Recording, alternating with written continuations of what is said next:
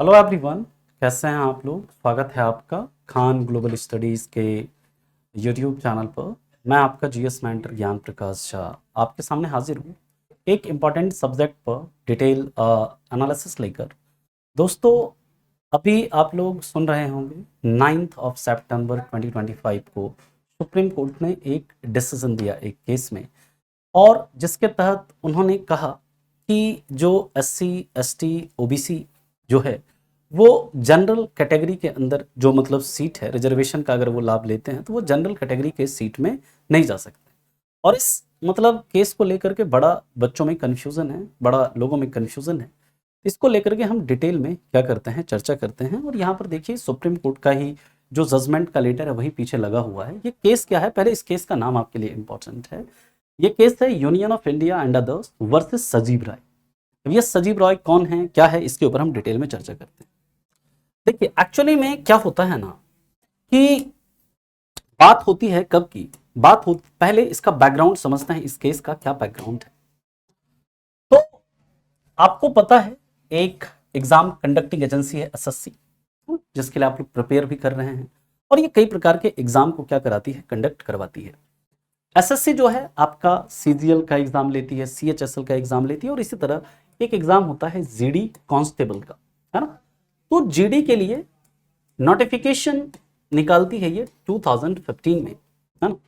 और इस एग्जाम के अंदर जो एज होता है, आपको जैसे पता है हर एग्जाम के लिए क्या होता है, एज का लिमिट होता है। और इसके लिए एज का जो लिमिट होता है वो कितना होता है, 18 टू 23 ईयर, ठीक है। जिसमें आपको पता है हर कैटेगरी में एज का रिलैक्सेशन होता है। फॉर जनरली जैसे ओबीसी को 3 साल का एज का रिलैक्सेशन मिलता है, एससी एसटी को 5 साल का एज का रिलैक्सेशन मिलता है। तो इसमें यह भी प्रोविजन था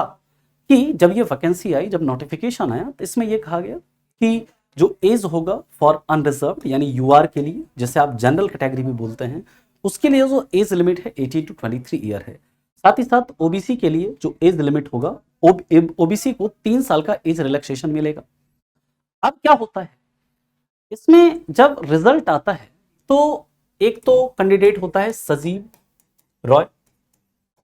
और साथ ही साथ और भी कई सारे इसमें अन्य कैंडिडेट होते हैं, जो कि क्या होता है जिनका जो मार्क्स होता है, इस चीज को ध्यान से समझिएगा। इसके बाद और अन्य भी कैंडिडेट होते हैं जिनका मार्क्स जो होता है वो जनरल का जो कट ऑफ होता है, यानी जनरल का जो कट ऑफ होता है उससे क्या होता है, उससे ज्यादा होता है। लेकिन जो ओबीसी का जो कट ऑफ होता है, ओबीसी के कट ऑफ से क्या होता है, कम होता है। ध्यान से समझिएगा, ये इंपॉर्टेंट है। जो सजीव राय के साथ और कई सारे ऐसे स्टूडेंट थे जिन्होंने की आपका इस ओबीसी के इस एज क्राइटेरिया का लाभ लेते हुए, जो ओबीसी के लिए जो 3 साल का एज रिलैक्सेशन था, इसका लाभ लेते हुए उन्होंने क्या किया, फॉर्म अप्लाई किया। और जब फाइनल रिजल्ट आया तो क्या देखा जाता है, इनका जो कट ऑफ था वो जनरल का जो लास्ट सेलेक्टेड कैंडिडेट था, यानी इनका जो मार्क्स था, और भी इनके साथ कई बच्चे थे, उनका जो मार्क्स था जनरल का जो लास्ट सेलेक्टेड कैंडिडेट था उनके मार्क्स से ज्यादा था। लेकिन जो ओबीसी का जो लास्ट सेलेक्टेड कैंडिडेट था उसके मार्क्स से क्या था, कम। इनफैक्ट आप कह सकते हैं इसमें जो ओबीसी का कट ऑफ था वो मतलब जनरल से ज्यादा है ना। यानी कि अब ये क्या कहते हैं, ये सजीव रॉय ये जाते हैं, आप इस चीज को लेकर के चैलेंज करते हैं इस कोर्ट को, इस केस को, इस मतलब मामले को ये जाकर के चैलेंज करते हैं। और ये जाकर कोलकाता के हाईकोर्ट में, जो कलकत्ता हाईकोर्ट है, वहां पर जाकर के ये क्या करते हैं, इस चीज को चैलेंज करते हैं और कहते हैं ये कि मुझे जो है, चूंकि मेरा जो नंबर है, मेरा जो मार्क्स है वो जनरल कैटेगरी के कैंडिडेट से क्या है, ज्यादा है। जनरल जो कैटेगरी का जो मतलब कट ऑफ है उससे क्या है, ज्यादा है। तो मुझे मतलब क्या किया जाए, मुझे यूआर में क्या किया जाए, कंसीडर किया जाए, मुझे अनरिजर्व्ड में कंसीडर किया जाए, और मुझे अनरिजर्व्ड की सीट क्या कर दी जाए, प्रोवाइड कर दी जाए। ठीक है। तो यहां पर जब ये केस की सुनवाई हुई तो जो हाईकोर्ट ने क्या किया, एक सुप्रीम कोर्ट का ही एक जजमेंट था जिसका नाम था Jitendra Kumar Singh versus state of UP. ये केस है कब का, ये केस है आपका 2010 का। इस केस का हवाला देते हुए, इस केस को आधार मानते हुए, यहां पर याद रखिएगा जो हाईकोर्ट ने ये किया, इस कैंडिडेट के फेवर में जजमेंट सुनाया। कैंडिडेट के फेवर में यानी सजीव रॉय और अदर जो कैंडिडेट थे उसके फेवर में क्या किया, जजमेंट सुना दिया, ताकि हाँ आपकी बात सही है, क्योंकि आपका जो कट ऑफ है वो क्या है, वो आपका जो मार्क्स है वो चूंकि जनरल के कट ऑफ से ज्यादा है, तो आप जो है जनरल कैटेगरी की सीट जो है आपको दी जाती है। इनके साथ और भी जो अन्य कैंडिडेट थे उनको भी इस चीज का फायदा मिला और उनको जनरल कैंडिडेट की सीट दे दी गई। अब इस चीज को यहां पर इस केस का हवाला देते हुए, क्योंकि इस केस में ना सुप्रीम कोर्ट ने यूपी गवर्नमेंट का एक रूल होता है, यूपी गवर्नमेंट के रूल के हिसाब से यहां पर जजमेंट दिया था, जिसमें कि जितेंद्र कुमार सिंह को मतलब क्या किया था, जो ये भी मतलब अन्य कैटेगरी से थे और इनको भी क्या किया गया था, इनको भी यूआर की सीट दी गई थी, है ना, अनरिजर्व्ड या जनरल कैंडिडेट की सीट दी गई थी, है ना, क्योंकि वहां पर यूपी गवर्नमेंट का कुछ नियम था जो इस चीज को क्या कर रहा था, अलाउ कर रहा था। जब सुप्रीम कोर्ट ने ये इस कैंडिडेट के फेवर में, मतलब हाई कोर्ट ने, नॉट सुप्रीम कोर्ट, जब हाई कोर्ट ने कैंडिडेट के फेवर में फैसला दिया, अब जो यूनियन ऑफ इंडिया है यानी जो भारत सरकार है वो पहुंचती है सुप्रीम कोर्ट में और सुप्रीम कोर्ट में जाकर के क्या करती है, इस जजमेंट को चैलेंज करती है, इस जजमेंट के लिए रिव्यू पिटीशन फाइल करती है, सुप्रीम कोर्ट को कहती है प्लीज आप इस जजमेंट को रिव्यू करिए, ये सही है कि नहीं। यहां फिर सुप्रीम कोर्ट इस केस को रिव्यू करती है और अपना फाइनल जजमेंट देती है कब, 9 सितंबर 2025। और सुप्रीम कोर्ट क्या कहती है, यहां पर इस चीज को ध्यान से समझना, ये बहुत बच्चों को क्या है इसमें कंफ्यूजन है। सुप्रीम कोर्ट ने ये कहा कि देखिए अगर आप क्या करते हैं, रिजर्वेशन के बेनिफिट्स को आप लेते हैं, यानी आप रिजर्वेशन के बेनिफिट को लेते हैं, यानी कि मान लीजिए आपने एज क्राइटेरिया का लाभ उठाया, रिजर्वेशन में एज क्राइटेरिया का बेनिफिट लिया, यानी कि आप जनरल कैटेगरी के एज क्राइटेरिया में नहीं आते हैं, ओबीसी या एससी एसटी के एज क्राइटेरिया के तहत आपने क्या किया, फॉर्म फिल किया।